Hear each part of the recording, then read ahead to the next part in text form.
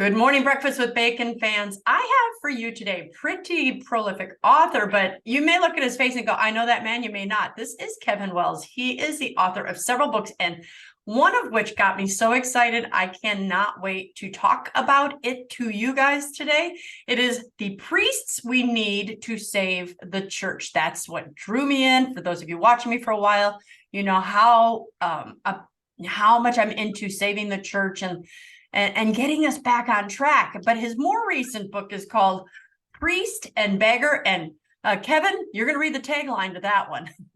Priest and Beggar? It's Priest and Beggar, the heroic life of Venerable Aloysius Schwartz. Because that's what we all want to have a tagline saying. So I cannot wait to find out about Aloysius Schwartz. But let me first say thank you so much for coming on to the show. Man, it's great to be here, Christine. So can we just get started right at the beginning? The first book, The Priests We Need to Save the Church. I already know a little bit about the direction of this one. What caused you to write that book? Well, Christine, the root of it was my uncle, Monsignor Thomas Wells. I grew up in his shadow. He was my dad's brother. Many dozens of priests today in Washington, D.C. would tell you that he was really arguably one of the strongest priests in the history of the diocese. He was murdered in his rectory on June 8th, 2000. We know that Satan is real. We know that Satan will engage whenever he can. I've come to believe that Satan will take holy people out. My uncle shipped young men into seminaries. Saved marriages, took the suicidal kid off the rails, brought back on the rails. He was beloved by really thousands for his 29 years in the priesthood, and he was murdered. The assistant state attorney said it was the murder scene was the most grotesque gruesome she had ever stepped into. It was like stigmata from hell covered his body, just stab wounds, slashes, everything. And thereafter, a lot of things happen. I guess your reader would have to get into the book, The Priests We Need to Save the Church. But I almost died 9 years later. I had a brain aneurysm, very close to dying, and should have died. Nothing was working. I had invasive brain surgery that failed. After surgery, that was the day for me to die. And my uncle's best friend, Father Jim Stack, great priest, an old boxer, an old wrestler. He doesn't smell like incense, smells like sweat, kind of priest I like, a stud. Came into my neuro ICU room, and he began to call my uncle, who at this point was 9 years dead. And I'll just say that he and his assistant in this dark neuro ICU room we're standing in the midst of something miraculous, supernatural. And when they recount the story of what happened in that room, Father Stack cries. He's not a man who cries, but he cries when telling the story. And his assistant knew she was standing in the midst of a miracle. And the next day, I was healed. So cutting to the chase, what led me to writing the book? When I survived that, I began to piece together the magnitude, the spiritual magnitude of the priest anointing hands, one in heaven who was dead and one earthbound, and what they could do to save. And as the years went by, I began to see from behind ambos and at parishes, priests that seemed to me not to be acting as a bridge to take me and my family to heaven, but who were damming things up, almost contracepting the prophetic voice. There's no life when you contracept things. And I kept thinking, why? So after 6-7 years of discerning, and I didn't want to write the book. I'm an old sports writer. I covered Major League Baseball. You know, what's a sports writer going to tell a priest? But Play ball. Yeah, we're right. Christine, excellent. So that's what I did. I cut the cord. I told my brothers I got the family business is commercial masonry contracting. I said I'd like to take a sabbatical, an unpaid sabbatical, and I wrote this book, and no Catholic publisher wanted it. Zero wanted it. And I'm like, oh man, I discern terribly. And Mm. and then something happened. Something wonderful for me happened. The Washington Post broke a story in June of 2018 that said McCarrick has been abusing boys. The publisher started to call me back. Sophia Institute Press gave me a contract, and after it was released, it became a bestseller, a Catholic bestseller within a few weeks. Now, because of God, not because of the ex-sports writer, Correct. it's in 5 seminaries in 5 continents. It's been read by really thousands of seminarians and priests, and it's really all it is, Christine. It's pretty simple. It's, you just said it. It's play ball. It looks at the paragons: Vianney, Bosco, Neri, Damon the leper, John Paul, John Newman, and it holds up what priests did, and that are now in the Valley of Saints, what they did as priests. So I proposed it as a sports writer would, through storytelling, through my own zeal, and through my murdered uncle. And man, it because of God, not because of me, it had some impact. Wow. The little aside, when your uncle first was murdered, because you were writing for sports, but because you were a writer, did you write about that at that time when it was, or was it just too painful for you to, or did you not understand? Because it seemed to have been saved to kind of be the catalyst for this book. Well, believe it or not, back when the Washington Post would actually publish, Catholic articles, encouraging Catholic articles, 5 months after he was murdered in June, well, no, December, right before Christmas, I wrote a piece. This was, half a year later, for the Post, and the Post said, "Yeah, we want to write this." So Good the Post stuff. published an article, but as time went on, I traveled the world with my uncle. I'd been to Ireland with him a couple of times. We drove out to Montana. We were in Canada skiing together. I knew what he did as a priest, and after the what I'll call a miracle in this ICU room, I understood the depth and the supernaturality of what a priest does. And simply, Christine, I was not seeing it in my diocese, the Archdiocese, that's my old diocese, the Archdiocese of Baltimore, over and over again. No matter what pastor or parochial vicar came into my old parish, it was sort of a re-engineered idea of who John Vianney was. And I'll just say it. I know it's cliche and trite to say, but it did seem to become this new social justice awareness, where if we're just nice and kind and loving and do the things that look like Jesus, not becoming Jesus, not converting to become Jesus, but look like Jesus, then that's good enough as a Catholic. And my family and I were never really ever encouraged to get into the confessional to get rid of our sin. There was no encouragement for the holy hour. Mary was very rarely discussed. A family holy hour, or family rosary. So it made no sense. And for a guy who grew up seeing, in a certain sense, transcendence from a priest, and all of the lives that he really saved, through his prophetic voice, through his love, through his joy, through the Eucharist, I said, what else can I do but stick this thing into a book and get it out there? I'm a cradle Catholic just like you. And as you're speaking, I'm like, I know, me too. Catholic school, loved God. I was actually that weird kid, you make your first communion like your white dress and veil. I did. But I remembered, and I've said this on the air before, I remembered getting back to the pew going, I have Jesus in my tummy. I mean, the awe, Kevin, was like, and so I've always had this love for Jesus. But yeah, life and no one else, and they didn't develop that further. And I go to adoration now. As a matter of fact, my husband and I decided for tonight, as our gift to each other, we are going to go do adoration. I mean, what a greater love, right?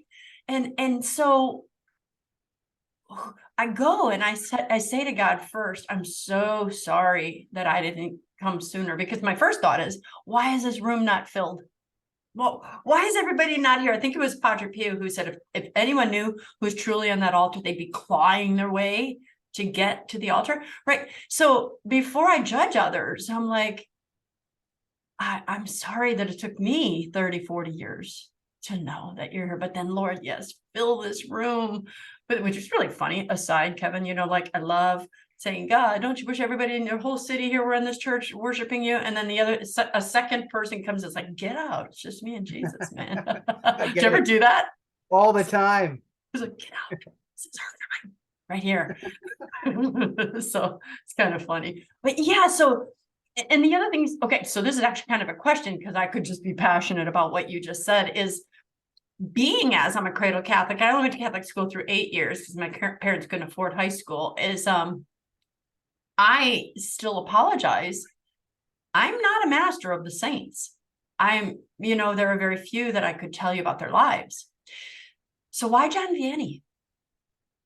John Vianney is my patron saint because I love priests. I know what priests are. They know the burden of their identity. John Vianney did as well. And it was this. Actually, I'll just say it this way. On his first day in Ars, this awful town in an ugly church, small, ugly church, he knelt down. He had less than 24 parishioners. He knelt down in this parish and said, God, there will not be room in this church to contain the thousands that will come here. What does that mean? He knew he had magnanimity. That word's not used anymore. What is magnanimity? I must be great because God has chosen me to be great. It's a beneficence. It's a benevolence. So what did he do to be great? He amputated all comforts. I will die to everything. I will spend every day up to 8 to 10 hours in the confessional. I will start an orphanage. I will have 3 to 4 potatoes a week. I will do battle with Satan because all I care about is one thing, one word, souls. That's all I care about is souls. Bring me souls. And within 10 years, Christine, you probably know this, but within 10 years from Lyon, France, they built a new train line for the thousands that wanted to see this ugly, short, bad-haired styled priest in Ars because they knew he cared for their soul. So that's what do we need today, 2023? We need a reorientation to begging God, come into my soul, so one day I can attain eternity with you. But in the meantime, unless I'm feeling myself, as you said, Christine, like tonight you're going to do with your husband. I love the idea. In the blazing light of the monstrance, praying the rosary with my wife and kids, going towards you, then I can't act like you. I don't know you. I don't resemble you. I'm just a shuck and jive Catholic, a cradle Catholic. You know what? I'm still in the cradle. I look like a Catholic, but it's all a shuck and jive show. So John Vianney knew, no, I need to be uncomfortable. What's the biggest problem in the world today for me, Christine? We're way too comfortable. One word. We're way too, well, me too. Yeah. We're too, and because we're comfortable, we least look like Jesus Christ on the cross, the starved man on the cross who gave everything. Jesus, the poor man of Nazareth, was never comfortable. He never had a place to lay his head. We like to say that we're Christians, but when we're comfortable, it's a lie. To be a Catholic Christian, to be a Catholic, we must live a life of what feels like an annihilation of those things that sort of make it squishy and fun. This expression where it's falsely attributed to St. Francis of Assisi, preach the gospel every day of your life and only occasionally open your mouth. Right. Well, I hate that expression. I hate it because who can't do that? I can look like an atheist with that expression, and I can give money to the poor. I can smile a whole lot, but I'm not spreading the blazing furnace of the gospel. I'm just looking like I'm a Christ-like figure. So John Vianney knew he had to lead folks to heaven, not just smile a whole lot. And I think that it's incumbent upon us now to crush our comfort, to just get it out of here and say, Lord, I will, you know what, Lord, I'll take it to this extent. I'm willing to lay my head on the block to a certain degree. I'm willing to become a martyr, whether it's metaphorical or literal, in the public square, because you command me to bring people to your sacred heart. My mission, I've written a book called The Super Couple, A Formula for Extreme Happiness in Marriage, and I interviewed all these super couples, extremely happy to discover if there was a formula or if it was accidental. And my motto, my belief, my vocation was always to save 1 million marriages, to save 1 million marriages, to save 1 million marriages. Of course, not me, right? But God through me. And as I've been doing what I do, I'm like, it's to save 1 million souls through the vocation of marriage. But as you said, this is just about souls. When we meet God, and I think too many people forget, when we stand before God, and just like Adam and Eve recognized they were naked, I don't like looking at myself in the mirror anymore, like you're 18 and you're all perky and, and just if someone were there shining a flashlight on, oh, look at that stretch mark. Oh, look at that, I'd be like, me, don't look. But the idea of standing before God and him saying that stain there from that time you smart mouthed your dad, that's big stain from when you had that affair, that's and this filth, I don't want that. But at the end of all of that, then also on top, God is going to say, and how many souls did you bring? And when we can really get the gravity of that, I think we'd all be like trembling, Kevin, in ways that, and we better be trembling. That's the true fear of God that we should all have. And it sounds like your uncle had that. Well, he had it in spades. But it's really easy, right, Christine? It's just so stinking easy. It's all we are doing in our own limited fashion is obliging the Great Commission. That's what he asked his 11 to do, and he's asking you and I to do it. And again, we can use that old St. Francis line, and I'll preach it with my smile, but no, he wants eternal truths proclaimed to deadened souls that aren't aware. Maybe it's not their fault. Many, it's not their fault, but he needs it broken open, almost like a bright hallelujah of hope shot into their souls by our example, obviously, our witness, but also our words. You're exactly right, Christine. I can think to myself when I die and the bright light of judgment is cast upon me that maybe I wasn't a bad guy. But I think to a certain degree, maybe I'm wrong. I think to a certain degree, if some souls aren't in there because I fought for him, I might get the old, what? Depart from me. Kevin, I don't even know you. Yeah, but Jesus, I was good to my wife, and I played. And I wrote a really great article about the 82 World Series. Bingo. I wrote, hey, Jesus, I wrote a book and I wrote this article. Hey, I don't know who you are. I know what you thought you were on earth. I know what you thought you were doing, but you didn't really bring me as in your conscience. And what is conscience? Conscience is the primordial voice of God. It's God speaking to us. You knew it, but you shortchanged me. You stuck me in your back pocket, whether because you were going to be regarded maybe as a Flannery O'Connor, hooting and hollering, snake handling preacher. You didn't want to be regarded as that, or it was just too indelicate, or your old high school and college friends. Oh, Kevin's too Catholic. Yeah, you did that over and over and over again. But you got to realize when you were doing that, I chose souls for you. So depart from me, Kevin. So I'm with you, Christine. God is calling us. We like to use these cliches and metaphors, and they become trite. They do. But he is calling us to go out with these nets. We have these invisible nets, and it's not easy. It's hard. But man, today when God's natural law is falling like dominoes, and the world we're under civilizational collapse, he wants to pluck a few souls and bring them to him. So what ultimately, even though I know, but give me some more details. What is the book ultimately about? So these priests are going to read this book and realize, I need to fall in love with God again, or I need to speak boldly the truth again. Or can you put it in a sentence or two? Because I think I know, but I want to make sure you say it. So I'm Irish, and I'm a storyteller, and I was a sports writer. So what I did was I proposed 8 characteristics not Kevin Wells. These were from all of the research I had done on the greatest priest saints and really in the history of our Catholic Church and what they did. And four they did. And by doing them, they received four. So the four were The virtues. they centered their life around the Eucharist. They adored the Eucharistic face of Christ. They had number two, they had a devotion to Mary.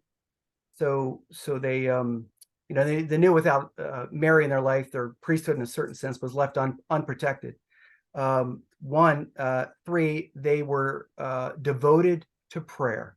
They prayed the office 5 times a day. They almost became like mystics when they stepped into prayer, because prayer just sort of fed them, the umbilical cord to heaven where God would speak to them.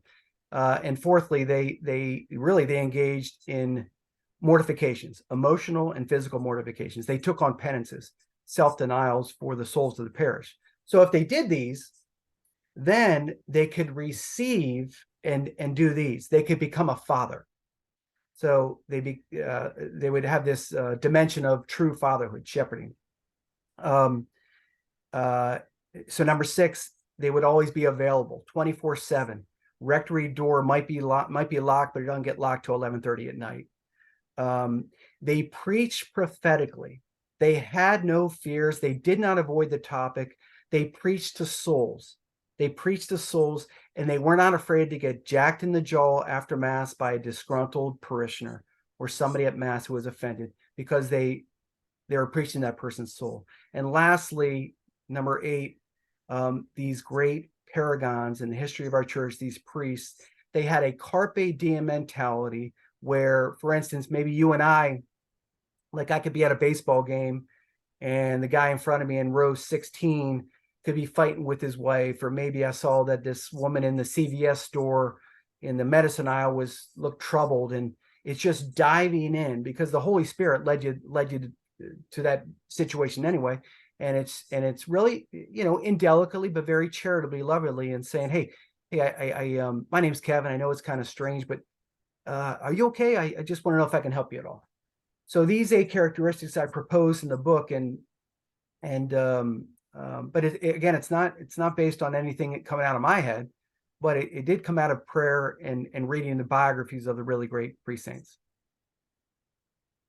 So you told me in the beginning what you heard saints were like, this is who I should be, but go ahead, tell some stories. What are some specific stories you've heard from priests or others that this was life-changing? Well, the first, so really, Christine, I'll tell you something that I did not expect. It never crossed my mind. So the book came out on the Feast of the Assumption in 2019. This was after the McCarrick and Pennsylvania grand jury reports. So it came out at I think I would call it an appropriate time. The first contact I got from a priest he wasn't even a Catholic priest. He was an Anglican priest from England.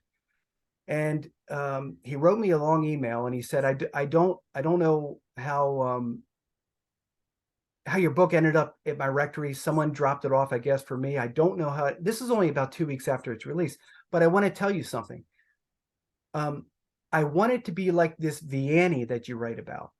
And when I was ordained 22 years ago, in a certain sense, I was in the chapel praying. I was sort of by the hearth fire of my parishioners' home, being with them, praying with them, loving them. I was trying to be like the priest that God would have wanted me to become. But some of my brethren started to poke fun at me. And they said I smelled like incense. And I was a church mouse. And I was always in the chapel. And I took my foot off the accelerator. And I became like a bachelor priest. I don't know how your book ended up in my rectory, but I read it and I will never go back. In a certain sense, you humiliated me. Not me, but these priest saints humiliated me. So these emails and phone calls and letters really from throughout the world, from priests and bishops, some bishops too. Thank you for holding up what the sanctity and the heroism of priests that not only changed their parishes, but countrysides even continents, because they were willing to die for their flock to save their soul. I was hoping you'd also say the Anglican priesthood. And so I'm just going to be Catholic because they're like the coolest and they're the ones closest to God. We'll catch him later, right? Go check in on him and see. I've been praying for that guy. Have you? Oh, of course I have. Yeah. Ah, that's awesome. So how has studying this and writing about the priest that we need to lead the church, right? How has it made you a better man and a better husband? And because you can't. I'm listening to all these 8 pillars you put. Well, all of us laity could do those things as well. Well, it's a kick in the teeth, right? I mean, it's just a kick in the teeth. It's there. As I mentioned earlier, there's no escaping what Jesus, the greatest act of love in history of the world, was Jesus starving to death, suffocating on the cross, giving all. Well, that's what these pre-saints did. And that's what I propose in this book. I do not want to die a hypocrite. I do not want to die a guy who wrote and proposed things and then was out drinking beers and boozing up and looking at things I shouldn't look at. So it forced me to really intensify what I thought, I was doing well enough, holy hours, rosaries, prayers, all that. But it was a stripping down of me. It was a piercing look, almost like I was a journalist for 10 years, and I used to ask probing questions oftentimes for profiles, but I started to interview myself, and I probed myself, and I asked myself a series of questions. Where are you taking shortcuts? What could you be doing better, but you're not? You're praying a half an hour a day. Should it be an hour? Should it be an hour and a half? How's your examination of conscience? So these priests showed me what exceptionalism looked like, what magnanimity looked like. There's no escaping once you see it. So yeah, there was some conversion in my own life because I studied these spiritual titans. So I know you won't laugh at me because you already know how my brain is working here. So Butker kicked the winning field goal at the Super Bowl, right? And you could see a scapular. So when you were a sports writer, you couldn't have not gone deep, right? Did you find, and did you ever probe with them how the correlations of those who were superb, expert, elite, even among the professionals? And was there correlation there with these same 8 type of traits? Great question. Can I show you something first, Christine? Oh, please. So this is Harrison Butker with my book in his hand. This is a different book. Yeah, so he's reading my stuff, Harrison is. So I had to do a little brag in there. Come on. Oh, yeah, that is awesome. Did you see that he had the scapular on when he kicked the field goal? That's what I just said. You see a picture of it. It was right there. Yeah. And then you see the picture. He's a daily mass goer at a Latin church, and he's this altar server. Exactly. He's exceptional. So I've gotten to know him a little bit. So pertaining to your question, I'll say this. I've been lucky. I was a jock. I'm from a family of jocks, 6 brothers. We all played sports. So I ended up, because I like to write, it was like a toy shop. I got paid to do something I liked for 10 years. And I am covering, I covered some of the greatest athletes who ever lived. I covered Michael Jordan. I've covered Cal Ripken, Shaquille O'Neal. And what I noticed in them was this. In a sense, they were almost like, well, how do I say this? Well, I'll say this. I've never covered someone of that magnitude of athleticism that didn't suffer and sacrifice to be the very best that they could be. So even innately, these jocks, these studs, Michael Jordan knew it is an amputation of my comforts. I want to be the greatest basketball player who ever lived, Kobe Bryant. I want to be basketball who ever lived. Okay, well, what's it going to do to make that happen? How is that going to happen? I'm going to work. So what is our spiritual work as Catholics, as Christians? It is grinding, it is getting in the trench, and it is going to Jesus Christ at the foot of the cross. I like to kneel at the foot of the cross with Mary when Jesus is already dead. I don't even like to see him suffering. I like to see him dead and say, what can I do for you? Because everyone right now looks up at you except for Mary and says, oh my God, it was all a waste. It was all a waste. What can I do out in the world to show that no, this is not a joke, it's not a waste. You are not dead, you're real. How can I show them that you're not only real, you're alive in my within my being, you permeate in my being. So, but back to, I'm sorry, Christine, I'm going far afield. Back to your question. One of the sad, I don't know if it's a sadness, but one of the frustrations is back in the day when I used to interview athletes, and I would bring up, by the way, my nickname, I want to tell you, this will tell you my nickname from the other sports writers. You know, you'd go out on the road. I used to travel on the road with these guys. They used to call me the Monsignor because I always tried to interject like Christ. And yeah. But athletes tend to be reluctant. So not all of them, but when you want to go deep on their faith life, many just don't.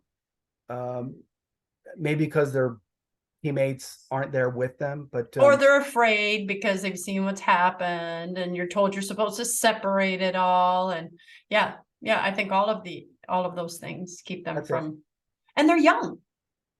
Yeah. You know. And also, and nowadays, this wasn't the case when, well, it sort of was, but not as much as today. Nowadays, everything is so rampantly woke. So athletes are afraid to step on that third rail on anything. They're afraid they're going to get stung. And that's exactly what we can't be afraid to be stigmatized as Catholics. But yeah, I think with all this stuff, Black Lives Matter, homosexuality, marriage, all of it, athletes really, they've kind of gone into a bunker mentality where they're sort of in a cave where they keep things tight. I don't agree with it, but that's Harrison Butker's not that way. John Harbaugh's not that way. He's the one who said Jesus, Mary, and Joseph in that interview, right? No, that was actually, are you talking about the Boston Celtics coach? Yes, where they said the royal families here. He goes, "Ooh, Jesus, Mary, Joseph." Yes, okay, I got that mixed up.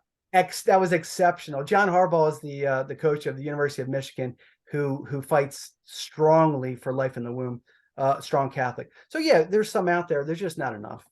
Yeah. So, oh goodness, I had a question, then it just went out of my head because I'm naturally blonde. So you should say something brilliant while I'm thinking about what it was. Want me to fill the space here? Yes, fill the space because it was something right on what you were going. Were you a jock back in the day, Christine? I was good at any sport I did. I didn't make state in any sport I did, but I was the captain of all my sports. But you look at that kind of thing, the leader. I was a cheerleader, and yes, that is a sport. I don't want to hear any argument here, but I was a swim team. I was on track, and but it's funny, you think about these leaders. I wasn't the fastest, I wasn't the best, I wasn't but I always had, I know now at 58 years old, because I was like, I've never been a supervisor at my company, I've never been the boss, I've never led people, and people always calling me a leader. I'm like, other than high school, I was a captain of the sports, and prom court, homecoming, I was that girl. I realize they say you're the leader when people follow you. So you have to be very culpable. Where are you leading them to? And so I just love the idea that you did sports too, because that's everybody's eyes were on sports. And then to make these correlations of excellence and faith, I think are very important, because that's exactly what, I know where I was going to go with you. See, thank you. My other brain kicked in, is you're looking at the saints and the mystics have said, if in fact we are in the end of the times, not the end of all time, right? But we're at the time where many of us believe the Antichrist is going to probably be making his appearance sometime soon. The church is in the darkest place it can be, just systems are falling apart, or priests are falling apart. But the mystics and saints who have had, prophetic visions and have said they wished they could be alive right now, if in fact we're in the time that we think, right? Because there are so many graces available, more graces than were ever available in any other time in history, that they wish they could have been here. So if we are right, it says, wow, God picked me for such a time as this. So here's where I get my chance to be the elite athlete, right? I can be the elite Jesus lover if I want, but I have to do these things you're doing that are totally convicting me, because I'm sitting here, right now with my blanket on my lap, and I, don't like my feet to be cold, so I got socks on and all these comforts, right? But this is our chance to go, okay, Lord, give me the graces. But how does he give you the graces? Through suffering, through sacrifice, through pain, and giving up these things, this being able to speak the truth. I mean, I don't know about you, but I've had, at least one podcast was canceled because it spoke truth. And so it's funny. I talked to these other. I'm like, I'm in the group with those guys there. It's an honor. It's a badge of honor to be canceled, because you realize you're doing something right in this dark, dark age. So I'm looking at these athletes that you're talking about, just like the priests that are really the book is about. But I'm seeing what you've just been pointing out: this athlete, this athlete, this athlete. It seems like God is raising up this remnant that is going, I am so over it. No more. Punish me. Take my sports title away from me. Don't let me play in the Australian Open or whatever it was that the guy, right? But I'm going to speak the truth, and I'm going to speak it boldly. And it's kind of like, yeah. So just like these priests, do you think we're spot on? Do you think this is where we are, that now all of a sudden these voices are coming up like, I'm speaking the truth, I don't care what happens, and athletes are doing the same thing, and priests are doing the same thing? Well, so tragically, I conducted many, many, many dozens of interviews with exorcists, priests, seminary rectors, directors of clergy personnel. We have a massive, massive problem in the priesthood worldwide. I don't think it's a secret. I don't think anyone can argue that a certain effeminacy has entered into our Catholic Church the past 50, 60 years. So that it's an issue. The prophetic voice, in a certain sense, has been blown out like tenebrae candles. It's just, now, do we know there's heroes out there, holy heroes out there from priests? Yeah, of course. There's many. You and I both have priest friends that are very holy priest friends that would take a bullet in a minute for any of the parishioners. I'll just say it. I'll go back to the word, and I'll keep saying it. Priests have become too comfortable. Humanity has become too comfortable. We see bishops have become far too comfortable. What happens? Satan steps in when we're comfortable. We see the magnitude of sin that has entered the Catholic Church. Why? Because of comfort. So right now, just as an example, I'm doing something for the fourth time called Exodus 90. Maybe you're familiar. I've heard of it. Yep. So 4:30 in this morning, it's cold out, part of it, you take a cold shower for 90 days. Do I want to take a cold shower? No, but I want to offer up this cold shower for somebody that I know who has left the faith and is antagonistic against God. So the shower starts, and I say, God, take Sean back. And then what happens? And then you get up, and then there's the next one. Well, tonight's Valentine's Day. I want to go out with my wife. Oh, I can't drink booze for 90 days. So there's that. So it's intensification of prayer. It's no sports. It's no news. It's no social media streams. It is a dying to self. The issue, I think, Christine, where we are, humanity, I believe, on my little microscopic soapbox right now, is we've just become too comfortable. And unless we take on this Jesus Christ, for 3 years in his public ministry, he slept outside. He didn't eat very much. He had disciples that didn't believe in him. They didn't even know him. Even at the hour of his death, they ran into the forest. He was never comfortable. I can't say that I'm a Christian and live comfortably. So that's why I need to renew myself through programs like Exodus 90. So when it ends on Easter Sunday, I can take these self-denials and make it 365, because my prayer life does need to be stronger. Do I really need to have desserts every night? Do I really need to have full meals? No, I can fast 2-3 days a week. I can fast from all snacks or whatever else, because then I have a heartbeat's chance of actually it's almost like I can open myself up, because I don't have much of myself left. All I have is sort of a oneness with God, my wife, Krista, and my family. All the other stuff is gone. So God can actually come in. And when God comes in, I can shoot him back out. But it all starts with me denying myself, and sort of living like he did in Nazareth, sleeping outside, being rejected by the people from his hometown. well, you keep convicting me. You know, everyone's like, you're doing such good work. Oh, your message, it touched me, it changed me. And, you know, I'm like, well, good, thanks. But as you're speaking, so don't laugh at me. So I can fast. I mean, there came up, I only started fasting, you know, about 8 years ago. And I talked to another guy at the Catholic school counselor, actually, where he was joking. He's like, I don't ever think about food, ever. He said, except for 2 days a year. Ash Wednesday and Good Friday. You think about food all day because you can't have it, right? It's like, oh, I don't want to do it, right? And so back in the day, my husband and I used to go, okay, let's go get a latte at least because we have to fast and that's just a drink. So let's go get that. And we would like get 3 or 4 lattes that day, and as how bad it was. So since I'd been fasting, and then I heard some messages from heaven and you know, fasting every Wednesday, and that just doing it once was like, what? I can't eat. So, you know, now I got used to the 1 day a week, and now I do the 2 days a week, but I still look at it and I thought I could starve like the best of them. So when the famine comes and someone near me is starving, I can give them my food, because all it means is my stomach's growling and I get to die sooner and go to heaven. I'm cool with that, right?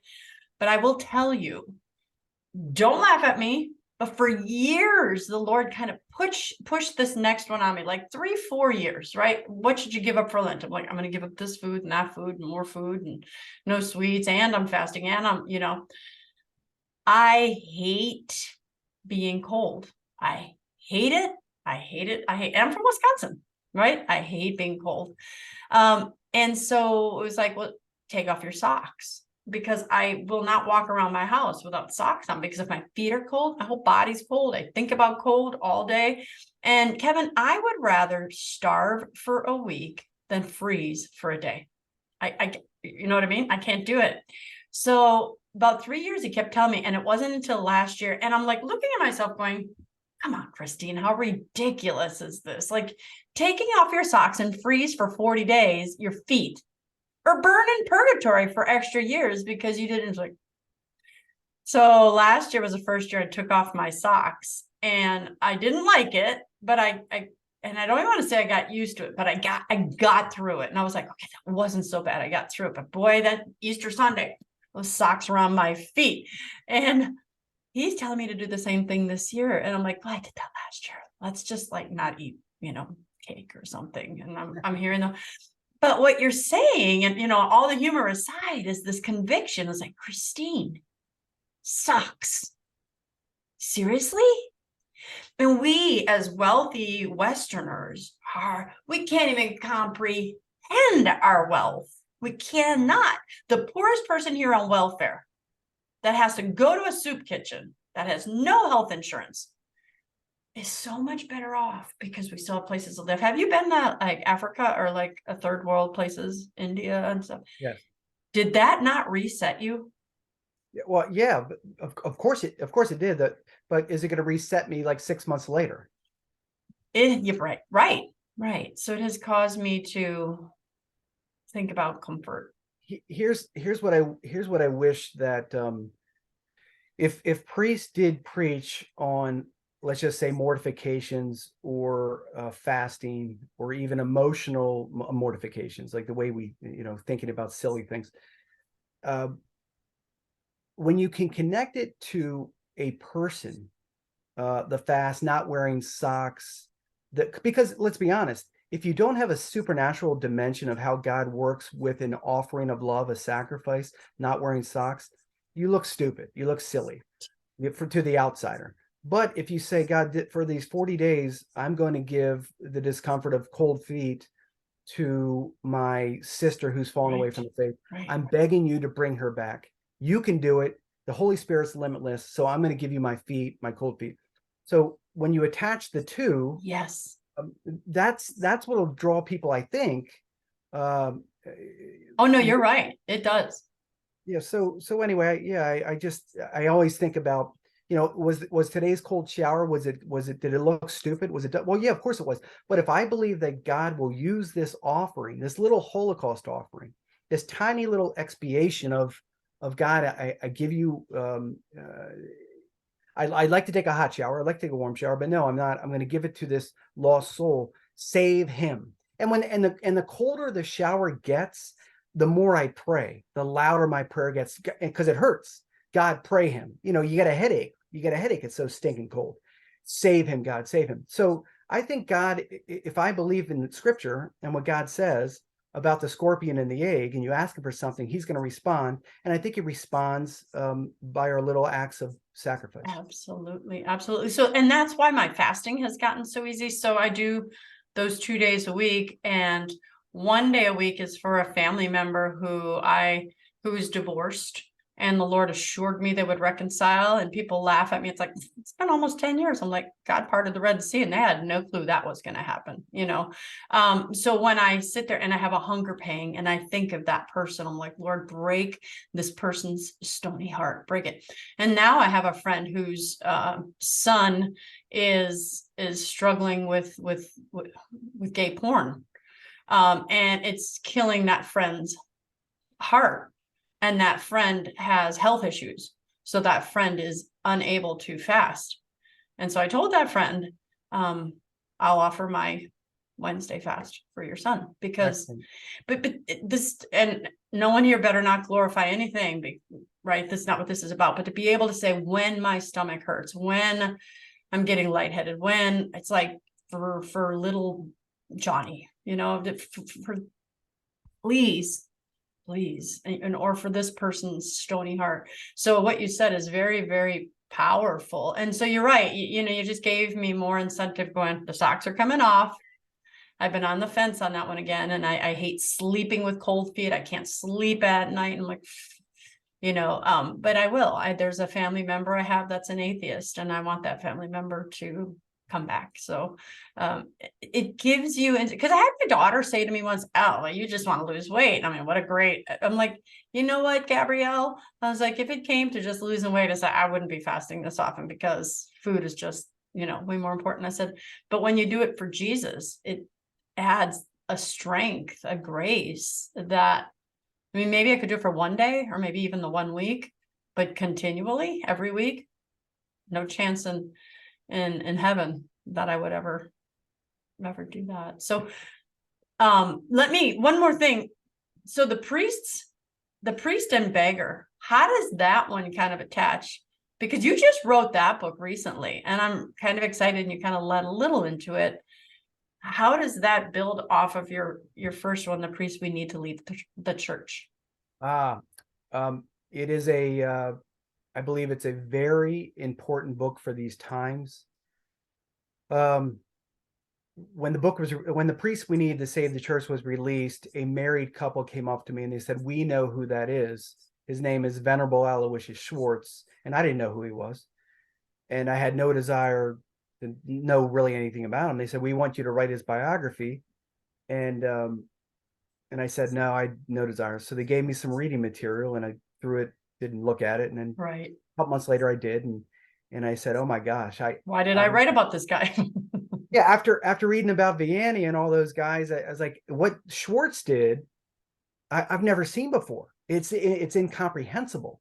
So I called up Ignatius Press, and I said, when they learned about him, they said, yeah, write his biography. And so I'll just say this really quickly. It's a biography on a priest who in seminary said in the 1940s in Belgium, he's from Washington, D.C.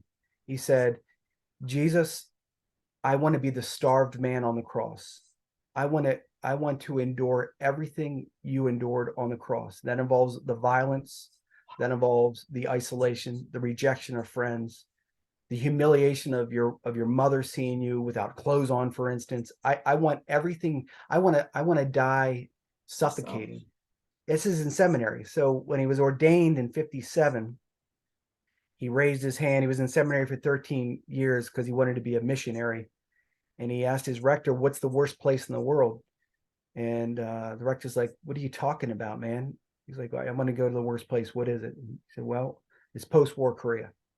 And he said, well, do they need priests in Korea? And he's like, yeah, they do. And he went there, and it was a dystopian novel. It was just, lepers in the streets, rubbing their limbs off people to steal their money. TB, thousands of TB infected, living on mountains where they would just die because it was spreading like wildfire. And women impregnated by American servicemen living under bridges, outcast from society, and children little kids, little orphans on the streets with no one, just left to die. And Father Al said, Mary, he consecrated his priesthood to Mary. He became a slave to Mary. And he said, Mary, thank you. I ask for violence and it embraces me fiercely. Thank you for leading me to this hellhole. And within 15 years, all of South Korea has changed. He built hospices, hospitals, elementary schools in the slums, leprosariums, tuberculariums, and boys' towns and girls' towns. Tens of thousands were saved because of one priest. That was not comfortable.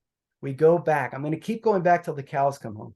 Because, by the way, last thing I'll say on Father Al, when he saw the magnitude of the devastation in South Korea after the war, he said, how am I going to, how do I do this? How do I even begin? Exactly. You know what he did, Christine? Took off his socks. Well, in a sense, yeah. Metaphorically, right? Yeah. Well, literally, he said, I must die to everything. Every level of American comfort I brought with me to here, I must die to. So he moved into a condemned shack on the side of a sort of a mountain where there was no running water, no heat, no electricity, nothing. People mistook it for an outhouse. He lived there for 5 years. So he absorbed the saints and the mystics and how the church hermits, how the hermits lived. And he came out stripped down of everything and almost like a poured libation to the poor. When he came out, he was just light. And that's when South Korea started to change, because he stripped himself of everything.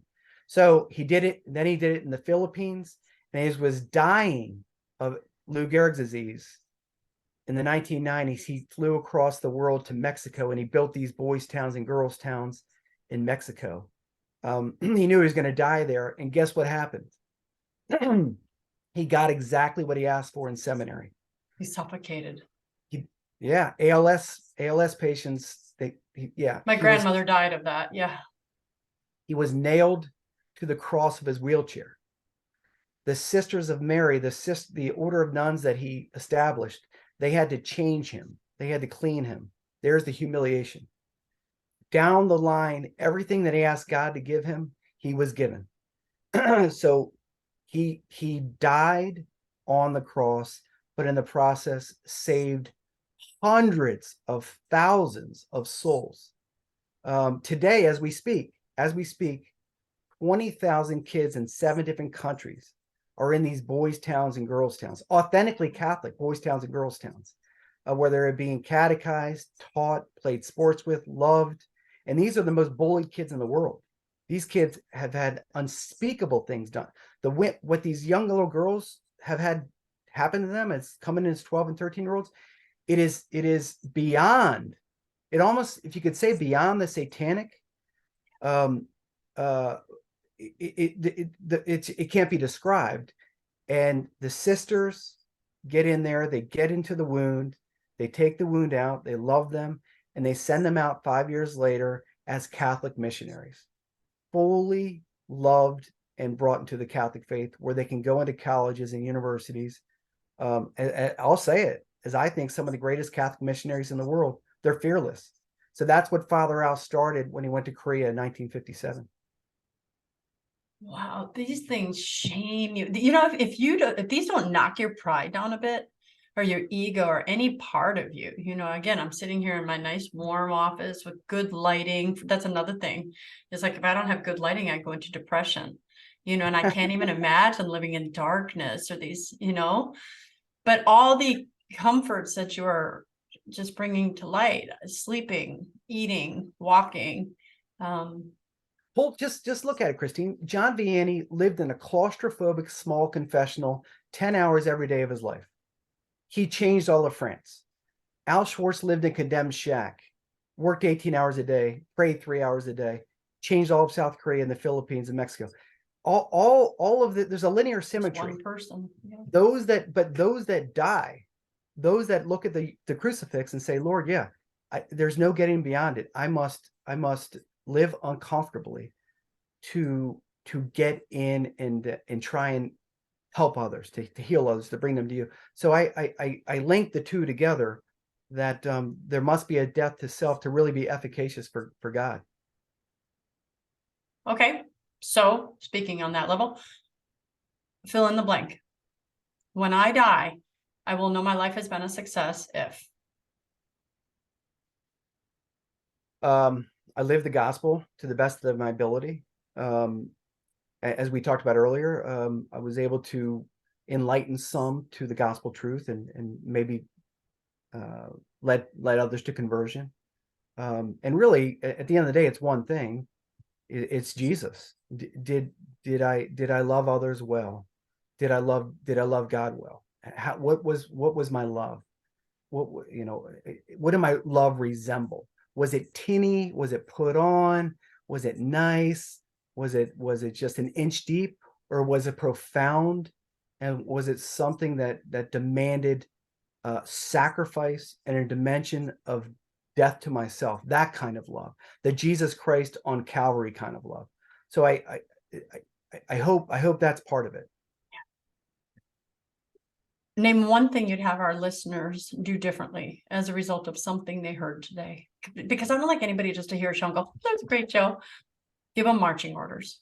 Spend more Action. time in front of the Blessed Sacrament or Holy Hour, because none of this happens without time in front of Jesus in the Eucharist, where there's a stillness. That's where the state of grace comes. That's where this it's the listening, it's the silent listening, it's the passivity where God, I can't do any of this. I don't know where to start. I don't know how to be uncomfortable. I'm lost, Lord. I'm lost. So I'm going to sit in front of you, in front of your majesty, and I'm going to receive. So that's the one thing: spend more time in front of Blessed Sacrament and the Holy Hour. Wow, what a blessing. I am so sorry it took me so long to have you, but God's timing is perfect. And I would love to have you back on again, because I know the Lord is using you to save souls, spread the gospel. So if you would, maybe you can do more breakfast with bacon sometime. I'd love to. Of course I would, Christine. Awesome. And then when we turn off the cameras, we're going to talk about baseball. But very good. Right now, we're going to be holy right here. So if people watching want to get a hold of you, how do they do that? Two things. One, go to kevinwells.org, kevinwells.org. I do a fair amount of speaking throughout the country, and I'd like to speak about my faith. Also, I'd encourage your listener, if they're pierced by Father Al's work, to go into worldvillages.org. I changed my tithe once I found out about what he did. I didn't know anything about him or them, the Sisters of Mary, but everything changed, and now I give my tithe to them because of their work. So worldvillages.org and kevinwells.org. Excellent. And they can get your book where? Amazon? Oh, Sophia Institute, you said. And then the second one was Ignatius Press. Is that what you said? Yeah, I would go on Amazon, or go to Ignatius's website, or Sophia Institute Press. Yeah, I prefer you go to those because they get the money you. that they need instead of just giving it to the big demon there. That did I say that out loud? That was supposed to be my thinking voice. Say it louder. Exactly. So I am so grateful. I would love for you to share this show with any priests, get this book for the priests, for seminarians, for young men who are considering the priesthood. But and I think the laity can benefit as well, because right now, like, Archbishop Fulton Sheen said, who will be Saint Fulton Sheen soon, is that it's going to begin with the laity. It needs to begin with us. We need to be just like the priests we need to lead the church. We need the laity we need to lead the church, or people like, Kevin Wells here, who are speaking boldly the truth. And so I think the principles, those 8 pillars, can do so much to help all souls become better versions of themselves, fulfill their vocations, and get to heaven. You kind of agree with that? Well, without question, the book is for laity. Really, it's for dirty little secret. Many priests haven't read the book, so we need to get in their hands. Yeah, they don't. Yeah, but can I ask your listener to do one thing? When they hand Father the book, please say, "Hey, Father, I'm going to circle back a month from now to see what you thought." Because if you just hand them the book, very often Father won't read it down, because they'll see that a sports writer wrote it. So what Father doesn't know is that the book is all about what the greatest saints, pre-saints in the history of the church did. So just as a handed, Father, I love you. I love your priesthood. I pray for you all the time. I figured you'd like this book and it would encourage you. And I'm going to circle back with you. That's why I asked you, name one thing you'd have our listeners do differently. When you got some actionable, it's like, oh, okay, I'll skim it and then you'll start reading it. So that's great. You guys, you can get this show. If you don't find this on the social media sites that you're on, go to my website, breakfastwithbacon.com. I say this on all my shows.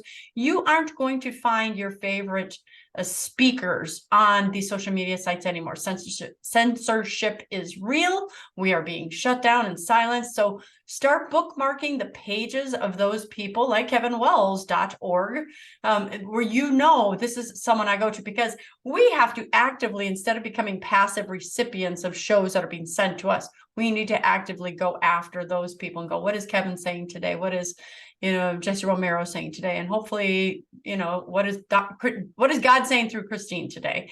So breakfastwithbacon.com. Go ahead though and like me. And are you on social media? Like us on all the social media sites? Do you have any?